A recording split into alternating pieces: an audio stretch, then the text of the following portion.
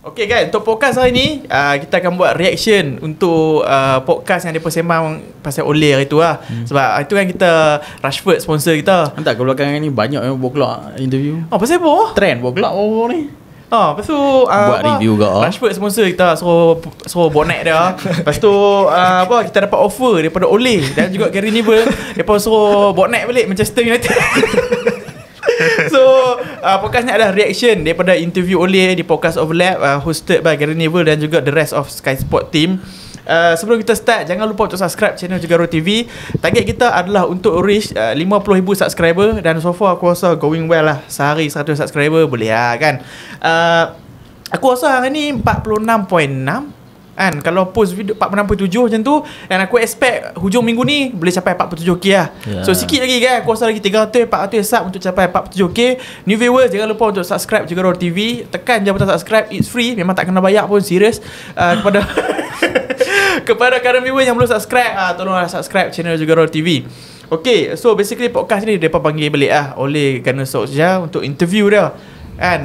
So Gary Neville ni mula interview tu dengan little bit backstory, cerita balik pengalaman dia sebagai manager Manchester United. So Ole pun cerita apa pengalaman dia sebagai manager kat Manchester United. Ole dia start macam mana dia kena bangkit kan. Dia masuk tu lah interim kan, 4 bulan je ganti Mourinho kan masa tu kan. And dia masuk tu basically dia cakap, dia kata dia tak train sangat individually player, tapi basically dia kata hampa keluar lah main ni apa, kita kena main cara Manchester United way.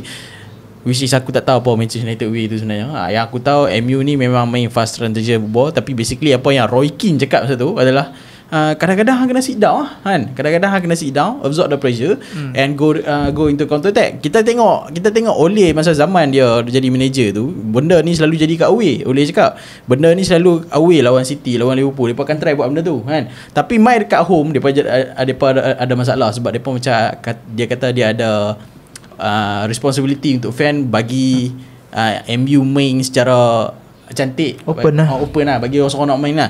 Tapi apa Roy Keane balah cara sebenarnya tak ada masalah pun. Apa masalah kalau kat away hang boleh main macam tu, main je lah home kat situ. Macam tu aku mungkin setuju tak setuju benda tu. Sebab bagi aku, kalau aku nak tengok bola, aku nak tengok tim aku main cantik lah kan. Aku tak mahu tim aku jenis main absorb pressure, pam hantar kan. Tapi kalau fast transition tu hang cantik tak apa. Ni kalau macam hang break macam mid table team, aku tak mahu lah kan. Kan mid table team kan selalu go low block, pam macam tu kan. Kira basically Ole actually dia ada style play dia sendiri, tapi nak implement tu dia sendiri cakap kena step by step, and dia kena beli player by player, and dia actually dah betul dalam satu trajectory tu. Tapi in the end ujung-ujung tu benda tu collapse lah. Dia basically apa yang dia cakap ialah macam first ataupun second season dia dapat nombor 2 dengan nombor 3 dalam aku kan. Back to back Champions League qualification lah. Tapi untuk buat the next step tu, yang tu ya aku rasa dia kantoi. Dia kantoi, dan tambahan pula dia ada sebut juga dalam tu, tapi dia tak sebut secara jelas, ialah pengaruh di belakang. Pengaruh di belakang tu Alex Ferguson lah, apa tu, board owner dan juga ex player yang banyak dekat dalam media kan. Macam Gary Neville, Paul Scholes dan sebagainya. Aku rasa kesemua pressure tu memang dia macam dia bertanya dia idea lepas ni nak masuk nak manage mana-mana club lah. Dia kata dia nak take time tu, sebab dia kata kalau dia masuk club yang next club ni ialah dia nak club yang betul-betul dia sendiri yang boleh buat acuan dia. Dia tak mau sebagai orang ni kata macam ni, orang ni kata macam ni, dia kena ikut orang. So dia nak betul-betul club yang kena dengan dia, club yang betul-betul nak duduk, nak pastikan dia manage dengan cara yang betul ya. Aku rasa yang tu pun menunjukkan yang dia dah belajar sebab sekarang ni memang dia duduk kat Norway. Macam aku lawak ke dia shock bila dengar daripada sembang tu kan. Macam contohnya masa dia kena pecat tu, Roy Keane yang kita nampak ganah ni jenis kasar kan, pi melawat dia sebelum ni tak pernah pun pi Norway. Pi melawat dia dekat Oslo tu, drive 8 jam 9 jam tu. Aku rasa masa tu menunjukkan Captain karakteristik Roy Keane masih bawa walaupun lepas habis beda bersara dah kan. Tapi dalam tu syok tengok dia pun menganjing lah, kawan tu miss Leverkusen dan sebagainya. Tapi aku nak note something Aku kata Ole natural lah. Cara dia cakap tu memang aku puji, sebab aku nampak yang dia cakap dalam podcast tu bukan senang tau bila nak cakap dekat podcast ni. Aku nampak dia honest. Sampai aku terkejut dia brutally honest. Cerita pasal transfer, cerita pasal Ferguson involved in this. Lepas tu tiba Edward Word sikit, tiba player yang tak mau jadi captain or something yang kau tahu. Dia ni memang brutally honest lah. Memang aku rasa make sense sebab semua tu kan kawan-kawan hang ya kan. Macam hang pernah main kat MU dengan Gary Neville, hang pernah main kat Roy Keane. So basically macam hang sembang-sembang macam kita, sembang-sembang tak buat podcast, sembang kat luar memang hang sembang macam tu lah. Tapi dah ada mic, so hang cakap je lah. Sebab aku tengok episod sebelum ni Wayne Rooney, ya Allah, aku tahu lemaunya lah Wayne Rooney punya podcast ni. Memang slow lah, slow. Tapi bila aku nampak Ole, apa yang dia cerita dalam insight dalam tu memang banyak memang betul-betul banyak. Dan aku rasa benda yang paling tertarik sekali kan, dia cerita pasal game kat Watford. Pasal game kat Watford tu, dia cerita dia tahu dah dia nak dipecat. Betul. Dia macam dia kata tak ada lah siapa bagi tahu dia, weh nanti hang nak kena pecat kalau macam hang lah ni dead man walking, satu game yang kalah kena buang. Dia tak ada lah rasa macam tu. Tapi macam mana dia ada sense tu, macam dia dah nampak dah player-player dia ni tak mau run untuk dia. Lepas tu tak track back, lepas tu macam tak fight untuk dia. And dia kata macam, "Wish aku tak boleh dah nak turn around ni. Macam what's the point? Hang nak suruh depa, weh hang lari kuat sikit. Tak boleh lah." Macam hang dah nampak dah loose dressing room tu. Lepas tu dia kata game at Watford tu at half time, dia kata kat player-player dia, okay, siapa yang nak main kat tangan? Siapa yang tak mau main abang? Lepas tu kiranya basically kat half time ni, bukan kata before game, half time. Kira game ni dah half lah. Cuba bayang kat half time habis cakap macam tu. So mid game player kata, weh manager kita ni lah ni. So that time tu dia kata ada setengah player yang teriak. Sebab dia tahu dah lepas ni game live boleh lah. Aku nak tahu lah siapa yang teriak tu. Tapi tu cerita dia macam, tapi dalam game tu dia, kita boleh buat speculation lah. Tapi ni dalam game tu yang sub keluar adalah McTominay dan Rashford, tak silap aku. And so kita boleh conclude yang mereka dua lah yang angkat tangan tu, something like that kan. Tapi yang nangis tu aku tak tahu. Aku rasa menangis Bruno seorang duk menangis ni. Tapi itu lah dia kata nasib dia lepas game tu macam dia boleh agak-agak lah. Kalau tak immediately after Watford pun mungkin akan sampai. Dan betul straight away the next morning tu Edward message betul main jumpa dia 5 minit. Dah yang lagi lawaknya, dia kata ni dia hantar wife dia kat airport kan, pergi hantar kat airport. Kemudian 5 minit kemudian Edward call kata nak jumpa. Lepas tu dia call bini dia kata gayanya apa, dia pun ikut kat balik Norway. Join ni. Benda yang aku respect dengan dia kata macam aku cakap dia honest tu. Dia kata okay tak apa, hari ni aku keluar, aku nak buat exit interview. Terus nak buat exit interview. Dia kata kalau macam normally kalau manager bila kena pecat ni, pergi jumpa player lepas training atau before training, tak cabut lah. Tapi dia, aku sebab dia legend Man United dan connection dengan Man United, dia request untuk buat interview. So dia cerita lah yang dia bangga jadi manager MU walaupun dia tak bawa MU untuk menang title ke apa. And dia dalam situasi yang privilege lah dia rasa. So dia tak maulah jadi situasi di mana manager tu macam pindah 2-3 bulan ni pergi hantar MU, kata mereka ni buang aku, tenang aku sebab ni apa semua. Dia kata macam yalah, dia dah millionaire dah sebagai player. So macam bila hang offer multi-million job, manage club yang hang suka pula, apa, why not kan? Why not? Sebab masa awal dia masuk tu pun sebagai expectation, sebagai interim kan, sebagai interim kan. Dan masa awal dia masuk tu ada satu tu dia cakap macam hang cakap tu, dia kata play di United way, segala-segala bagai Kemudian Ashley Young ke masa tu yang kata thank God kita nak bermain sebagai United, bukannya bermain like kena ikut tim-tim lain. Jadi aku rasa masa dia masuk tu ialah moral yang bagus mungkin orang kata manager bounce kan. Dia masuk tu memang dia bagi result. Dan aku rasa turning point dia yang dicakap ialah kalah Europa League final dengan Villarreal. Dengan Villarreal. Aku rasa sebab Valencia kan support lah. Tapi aku rasa Villarreal. Betul, Emery kan.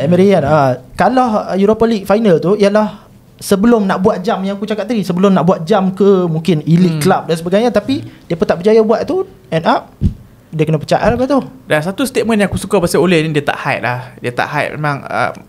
Satu yang dia kata kan, okay, hang boleh menang FA Cup, hang boleh menang Carabao Carling Cup ke apa, hang boleh menang Europa League. Tapi yang bila hang trofi-trofi ni, dia hanya hide hang punya internal issue. So bila hang menang benda ni cup game lah, home away. Lepas tu hang menang, lepas tu nanti hang move on. Lepas tu kalau hang menang benda ni, hang buy time, manager buy time. Contoh macam situasi Arteta, masa tu Arsenal teruk kan, tapi dia menang FA Cup. Apa yang dia dapat? Dia dapat buy time. So betul apa yang Oli kata ni, macam kalau hang menang trofi benda-benda ni, dia buy time. Tapi apa hang buat lepas tu yang akan landscape hang punya club. Dia kata kalau hang menang benda-benda ni, hang tak perform kat liga. Tu masalah sebenar hang. Tu dia basically dia kata liga adalah mencerminkan satu team tu lah, macam mana tu lah. And lepas tu apa dia ada highlight lagi masalah-masalah backroom apa Manchester United masa tu pasal captain apa dia kata ada setengah player tak ada player yang tolak captain untuk jadi captain, tapi ada player yang tolak jadi captain untuk certain game. Dia kata lepas tu dia kutuk lah player tu. Dia tak kata lah siapa dia, tapi dia kata benda tu petty lah basically kan. Lepas tu ada lagi masalah, ada yang tak berani nak buat interview pre-match interview bersama post-match interview yang go to player tu dia sebut lah, macam Harry Maguire, David De Gea, Luke Shaw, Bruno Fernandes kan. Tapi kalau hang tengok depa cycle player-player tu ya kan. Jadi bila benda macam ni hang tengok macam Roy Keane cakap, aku setuju apa cakap, benda ni hang boleh cakap mentality player-player tu sebenarnya depa ada kat mana sekarang kan. Hang duk takut sini, takut sini, sana sini. Jadi bila macam tu dia translate dekat atas padang tak kadang-kadang. So bagi aku untuk hang tolak opportunity untuk jadi captain untuk satu club yang besar macam MU, aku rasa tunjuk state of mental hang kat mana. Teruk lah bagi aku. Kalau hang offer aku bangga bro kan. Siapa hang tak mau ambil, tapi hang reject pula pergi cerita kat orang, suruh pergi abang kat Oleh, bukan nak stand up sendiri pergi kat Oleh cakap ni abang kat agent, abang kat coach, abang Oleh aku tak mau jadi captain game ni. Gila apa? Ingat ni sekolah apa? Betul, Roy Keane terkejut lah. Dia kata betul ke dia bukan upah hang macam suruh hampir abang, suruh kawan pergi abang dekat Oleh. Betul, Oleh kata dia terkejut. Dia kata benda tu petty, tapi dia faham this is different generation lah. Different generation. Sebab Gen Z. Gen Z.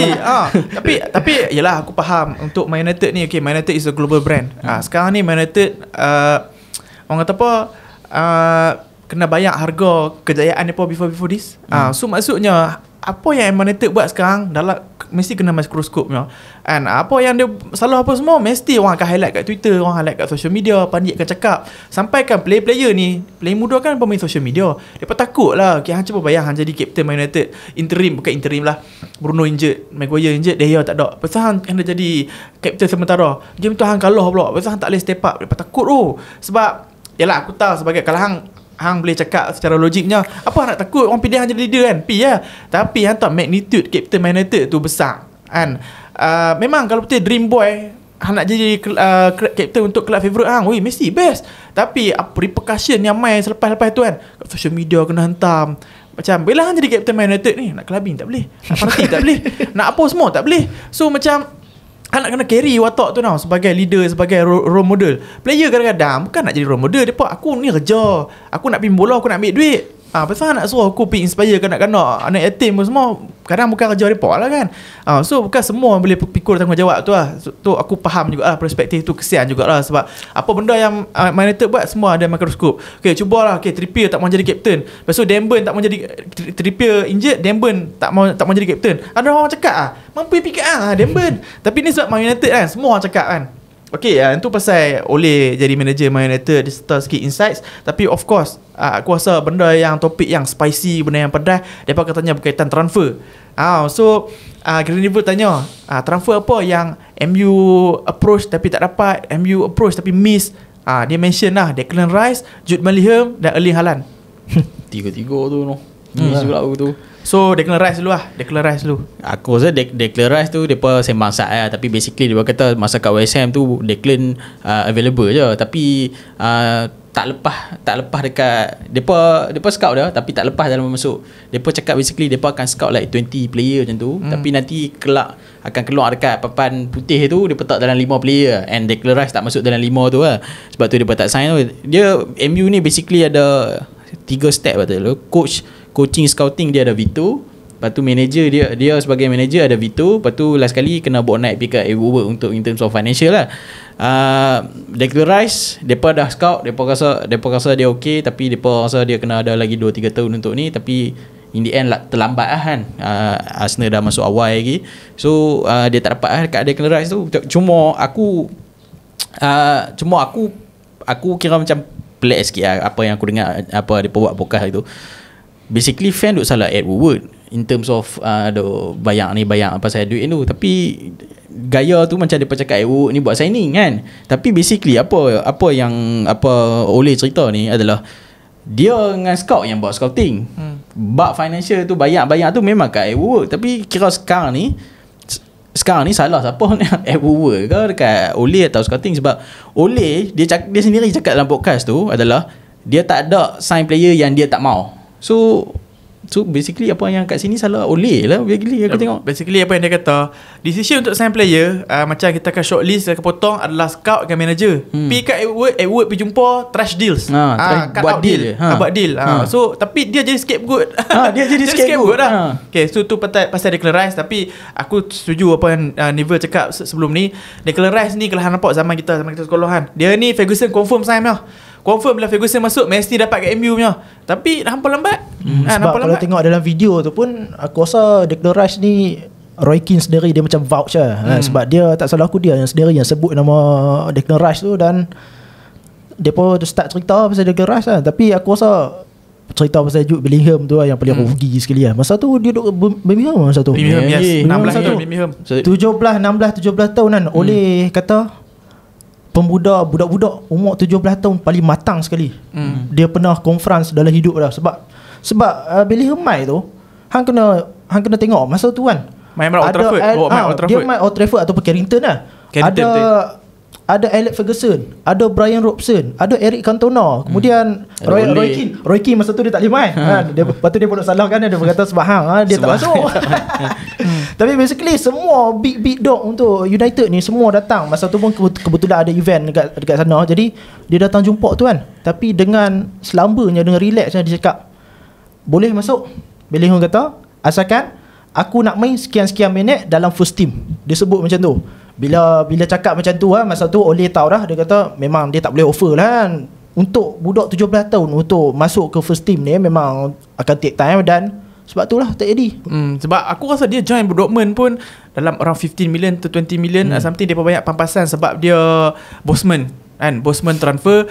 Dan obviously dia akan pilih Dortmund lah. So Ole kata dia ni memang matang. Dia tahu apa yang dia nak. So bila dia main jumpa Ole ni dengan family dia, of course lah kan, dia dah cerita dah trajectory career dia. Aku nak kat sini, umur tekat ni aku main sini, umur tekat ni aku pergi sini, umur tekat ni aku pergi sini.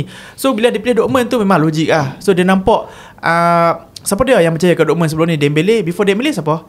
Dembele jalan. Dembele after Dembele Sancho lah, lebih kurang kan, sort of Sancho, Haaland. Lepas tu dia nampak trajectory ni Dortmund bagi yang player main bukan saja dalam liga tapi dekat Europe. So dia pilih template tu lah. So now tengok dia dekat Real Madrid kan. So memang rugi lah. Cuma tu lah, Ferguson dia involve lagi lah.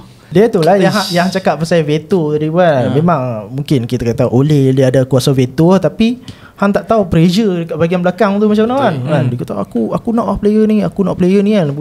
Dia mungkin dia takkan cerita lah benda tu kan. Tapi ialah pressure dekat bahagian belakang yang untuk push dia certain player ni memang ada. Contohnya macam Ronaldo yang ni sebut Ronaldo. Tu tak apa, tu satgi. Now pasal transfer lu. Sebab tu lah bila tengok MU kena tiba 3-4-0 tu muka merah orang tu dekat stand. Okay, so Haaland kita tahu Norwegian sama dengan Ole. Bukan setakat sama, dia pernah manage Haaland for 18 bulan dekat Molde. Dia tahu kualiti Haaland ni macam mana. Tapi bila dia jadi manager kat Molde tu, dia jual Haaland lah. Dia jual Haaland pergi Red Bull Salzburg. Lepas Red Bull Salzburg tu, lepas dia pindah pergi Red Bull Salzburg, Ole dapat offer jadi interim manager. So benda pertama bukan silap. Okay, dia macam ni kan. Masa kat Molde dia tu Dia call MU suruh sign budak ni kan. Haaland yang cerita ni serius, aku shock gila kan. Dia basically masa dia jaga Molde tu, dia dengan Haaland, dia call MU. Masa tu Haaland tak meletup lagi lah. Dia call MU suruh sign budak ni. Tapi MU scout kata tak sampai tahap lagi kan. Lepas tu lah kali dia pergi Salzburg. Dia pergi Salzburg tu pun Ole dah pindah ke MU tak silap aku. Lepas tu Ole kata nak sign Haaland tu. Tapi masa tu Haaland tak main lagi dengan Salzburg. 2-3 bulan dia tak main. Tapi lepas dia main tu dia meletup lah. Release clause dia masa tu 20 juta ya bro kan? Euro pula bro? Euro 20 juta euro. Semua orang terkejut. Kenapa MU tak try masa tu? Rugi gila masa tu. Lepas tu bila dia masuk Salzburg, dia start scoring. Lepas tu sebelum dia pindah ke Dortmund, ada satu lagi release clause dia 60 juta euro. Okey lagi kan, okey lagi. Still MU tak masuk. Tapi lah kali masa dia dah meletup dekat Salzburg tu gila-gila, masa tu Dortmund dah masuk, ada tim-tim lain dah masuk. Tapi lah kali dia ikut path macam Bellingham lah. Dia pergi ke Dortmund. And after that, lepas Dortmund kita tahu hang memang tak boleh afford lah Haaland kan. Bagi aku ridiculous lah. Okay, ni manager dia ni. kan Ole ni striker ni, dia orang apa assassin, penalty box assassin ke apa kan. So dia tahu lah babyface assassin lah. Lepas tu dia ni memang hantar penalty box killer. So bila dia train seorang striker tu, dia nampak tau dia ni finisher macam mana. Ni 16 juta pound lah kan, ataupun 20 juta euro. Banyak je lah macam 16 je. MU ni kalau 16 ni macam buang duit longkang kan. 16 ni tak ada apa lah, betul tak? 16 ni tak ada apa. Satu lagi 16 kadang-kadang bukannya banyak, 16 sedekadepuk kan, kadang-kadang installment 3 kali apa semua. Bila Ole cakap macam tu, hang sign je lah, apa yang tak mau signnya. Rugi lah sekarang ni. Tengok Haaland dah pindah apa semua kan. Dia kata masa tu before that Haaland mungkin macam unhappy lah dekat Red Bull Salzburg sebab 3-4 bulan tak main.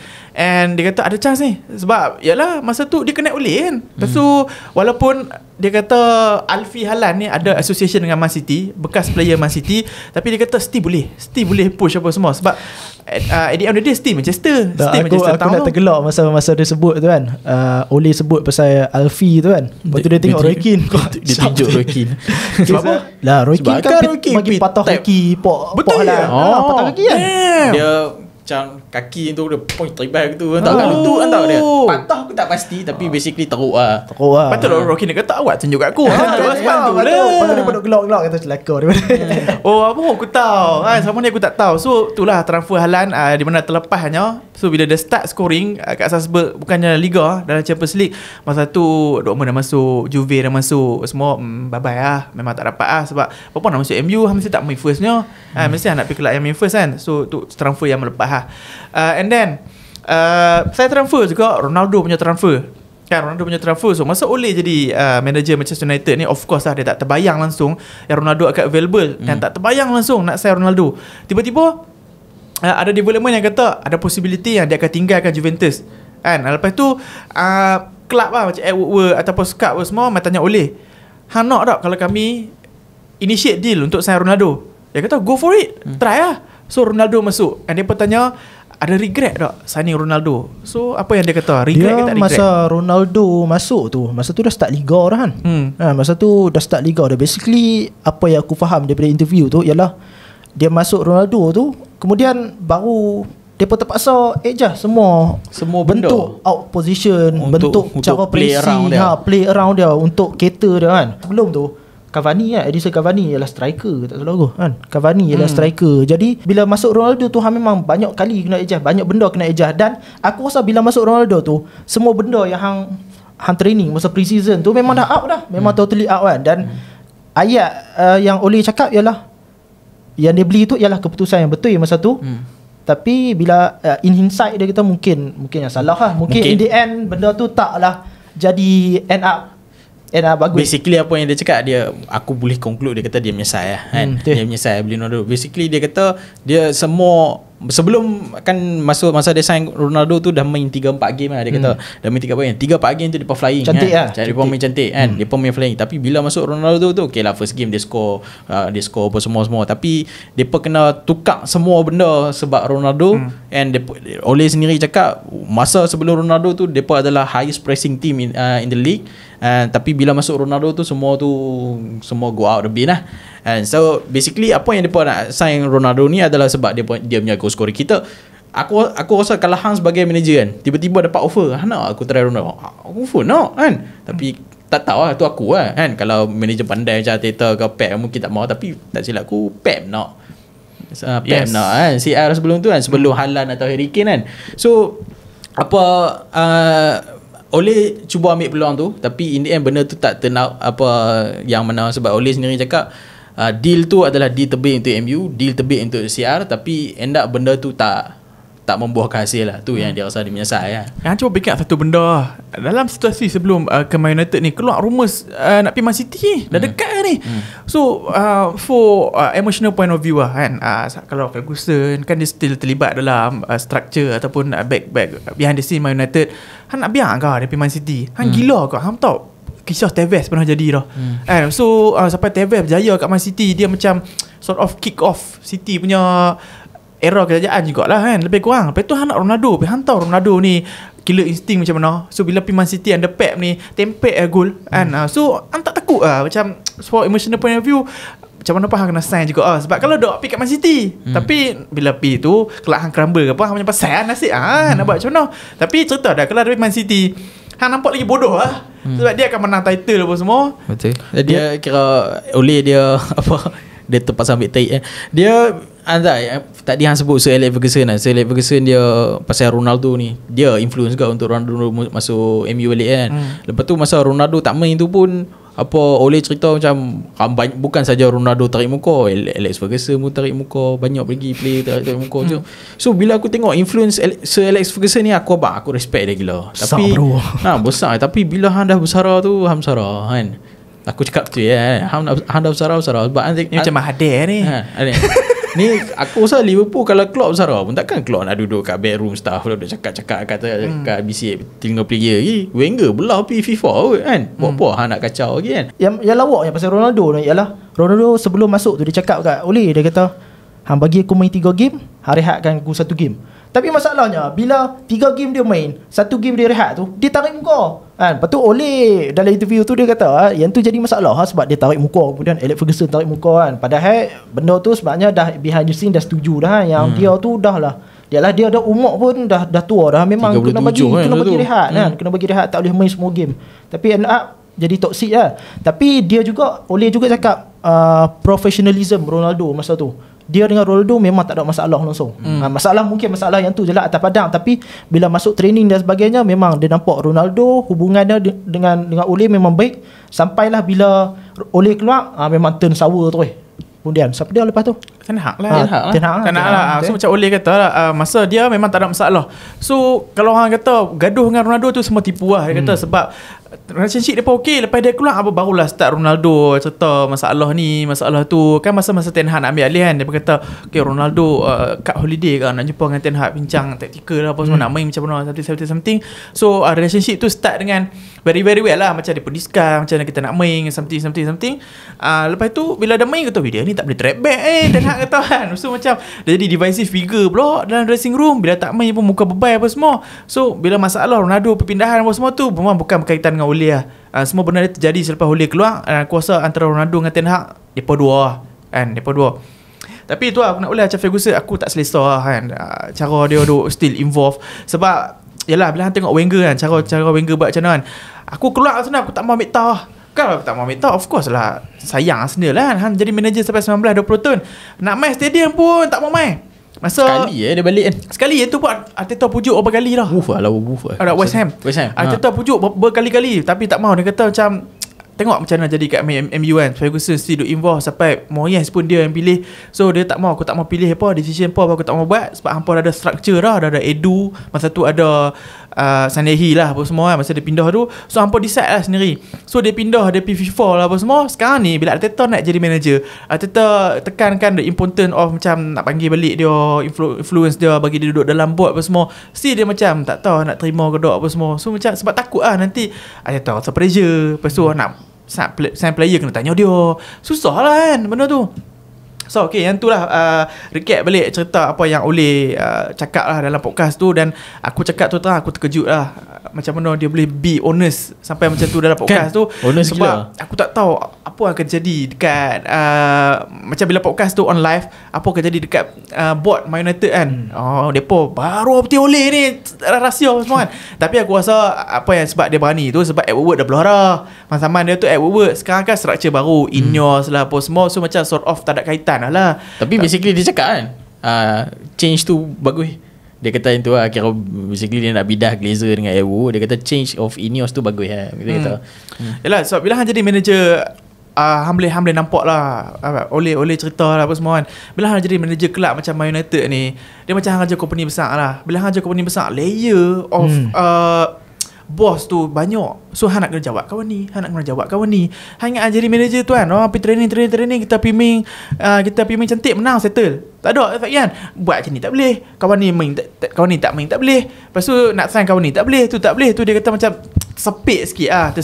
Sebab tu dia cakap next job dia nak yang something yang dia ada full and total control lah kan. Okay guys, setakat ni sajalah reaction kepada Ole punya interview di podcast Overlap. Kepada siapa yang tak tengok lagi, kepada siapa yang berminat untuk tengok lah, boleh lah pergi tengok. Aku rasa podcast Overlap English lah, ada Gary Neville, Roy Keane, Ian Wright dengan siapa Carragher, Jill Scott.